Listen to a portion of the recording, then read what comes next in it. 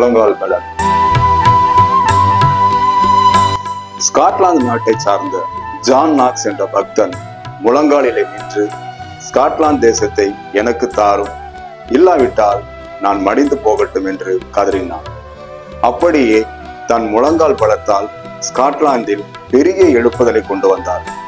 John knocks என்ற பக்தன் வாழ்ந்த நாட்களில் அந்த தேசத்தை அரசாண்ட ராணி மிகவும் கொடுங்கோல் ஆட்சி செய்து வந்தார். அவளை அந்த தேசத்து ஜனங்கள் இரத்த வெறி பிடித்த மேரி என்று அழைத்தார்கள். ஆனால் அவளோ ஜெப வீரனாயிருந்த ஜான் நாக்ஸுக்கு பயப்பட்டார்.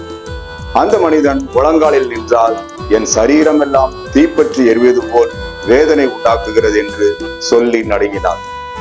தேவ பிள்ளைகளே, நீங்களும் நானும் முழங்காலில் நின்று ஜெபிக்க பழகிக் கொள்வோம். ஜான் நாக்ஸ் என்ற பக்தனை பார்த்து சிலர், பெரிய ராணியை எதிர்த்து நிற்க, தேசத்தின் இராணுவத்தை எதிர்த்து நிற்க எப்படி உமக்கு இந்த தைரியம் வந்தது என்று கேட்டனர். அதற்கு அவர் சொன்னார், எந்த ஒரு மனிதன் பரலோக ராஜாவுக்கு முன்பாக நிற்கிறானோ அவன் உலக ராணியை குறித்து கவலைப்பட மாட்டான்.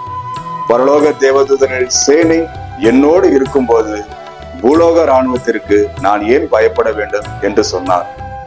சங்கீதம் 16:8 கர்த்தரை எப்பொழுதும் எனக்கு முன்பாக வைத்திருக்கிறேன், அவர் என் வலது பாரத்தில் இருக்கிறபடியால் நான் அசைக்கப்படுவதில்லை என்று சங்கீதக்காரனின் அனுபவமாக இருந்தது போல நாமும் முழங்காலில் நம் தேசத்தின் திறப்பிலே நிற்போம். ஆமென்.